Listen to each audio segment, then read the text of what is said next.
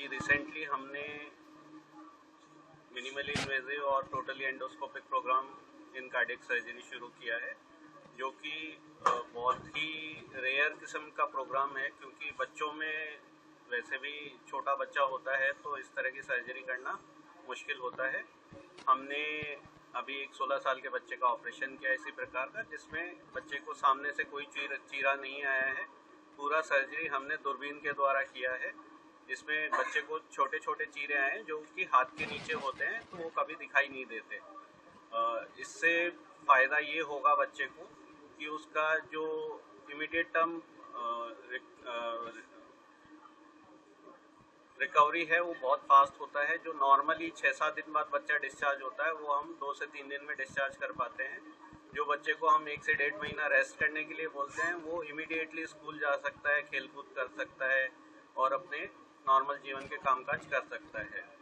और long term फ़ायदा ये है कि बीमारी का इलाज होने के बाद वो एक नॉर्मल लाइफ जीता है, निशान नहीं होता, तो साइकोलॉजिकल इफ़ेक्ट्स नहीं रहते। मेंटली सोसाइटी उसे बीमार मरीज की तरह नहीं देखती, बल्कि एक नॉर्मल इंसान की तरह देखती है। और स्पेशली बच्चों में ये सब होता है तो उनके शादी ब्याह में जो प्रॉब्लम्स होती है वो सब नहीं आती हैं। प्लस हम सिर्फ ऐसा नहीं है कि ये बहुत कॉस्टली सर्जरी है, ये नॉर्मल कन्वेंशनल सर्जरी से थोड़ा ही कॉस्टली होता है, क्योंकि इसमें कुछ कंज्यूमेबल बढ़ जाते हैं हॉस्पिटल के। उसके लिए हमारे पास कुछ संस्थाएं हैं जो इन गरीब बच्चों को सपोर्ट करती है। इस तरह से हम गरीब बच्चों को भी वर्ल्ड क्लास फैसिलिटीज़ दे पा रहे हैं बिना उन पे कोई आर्थिक बोझ डाले।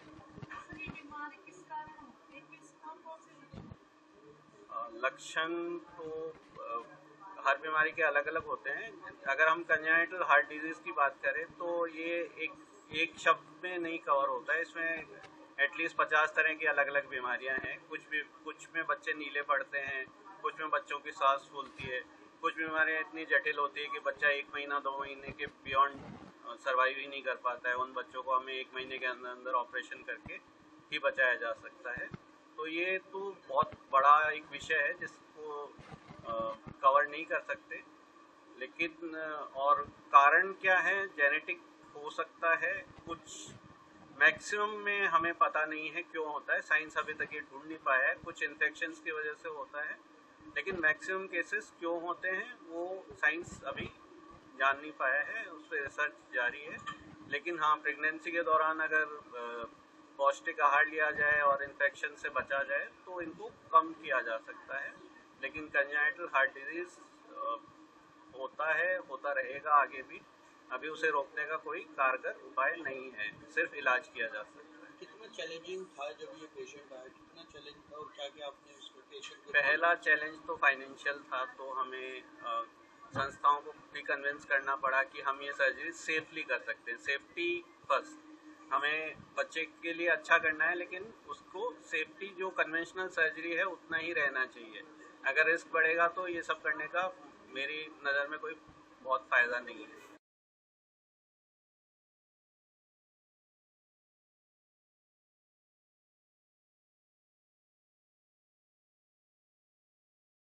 फाउंडेशन 2001 से काम कर रही है इन क्रिटिकल इलनेसेस। 2017 में हमारा फोकस शिफ्ट हो गया सिर्फ CHD और कंजेनिटल हार्ट डिफेक्ट्स पे, जो हम शुरू से नहीं कर रहे थे। शुरू से हमने 5100 एक्चुअली अगले हफ्ते हमारा ये माइलस्टोन सेलिब्रेट होने वाला है। 5100 बच्चे को चांस दिया लाइफ में, जैसे कि जसवीर। हम अपने various donors, corporate donors, individual donors, institutional donors के साथ काम करते हैं फंड्स रेज करने के लिए, ताकि जो फैमिलीज़ को दिक्कत होती है बच्चे का इलाज करने के लिए, जैसे कि ये फैमिली ने भी ऐसे फेस किया था, हम उनको सपोर्ट करते हैं 100%। फोर्टिस मानेसर टाइप हॉस्पिटल्स हमारे पास 40+ पार्टनर हॉस्पिटल्स हैं, मगर जैसे फोर्टिस मानेसर है वो हमें बहुत सपोर्ट करते हैं, हमें डिस्काउंटेड रेट्स देते हैं ताकि हम ये सर्जरीज कर पाएँ। तो यस। किस तरह सर्च आप किस प्रकार करते हैं, कैसे मिलते हैं आप? तो 90% जो हमारे पास ये बच्चे आते हैं ये हॉस्पिटल से ही आते हैं, जैसे कि डॉक्टर दीपक आउटरीच क्लिनिक्स करते हैं तो वो आइडेंटिफाई करते हैं ये बच्चे।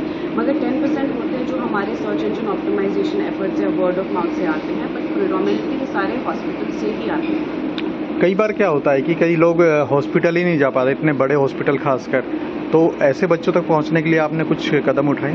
तो उसके लिए हम स्क्रीनिंग कैंप्स करते हैं हॉस्पिटल्स के साथ, और ये जो फोर्टिस मानेसी की जो टीम है उनके साथ हमने भी प्रीवियसली स्क्रीनिंग कैंप्स किए हैं। तो स्क्रीनिंग कैंप्स का क्या पॉजिटिव होता है कि आपके रिमोट जगह में जाके बच्चे को आइडेंटिफाई करके मेट्रो सिटीज़ में लाकर उनका इलाज कर सकते हैं। कोई नीडी अगर आपसे कनेक्ट करना चाहे तो क्या कर सकता है? वो हमें हमारे वेबसाइट पे जा सकते हैं www.genesis-foundation.net, और वहाँ से हमें कांटेक्ट कर सकते हैं और हम उनको हेल्प कर सकते हैं। आने वाले समय में और क्या प्लानिंग है आपकी इस तरह से लोगों के हेल्प करने की? क्या कुछ और भी क्षेत्रों में आप जाने वाले हैं? तो हमारा अभी बहुत सिंपल है, हमें इलाज करना है, हमें आइडेंटिफाई करना है, और सबसे ज़रूरी हमें अवेयरनेस स्प्रेड करना है ये डिजीज़ के बारे में, congenital heart defect.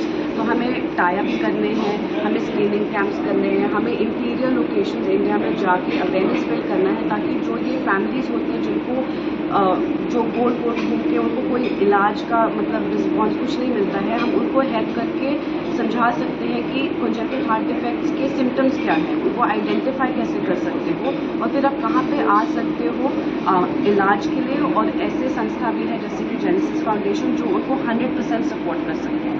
Thank you ma'am.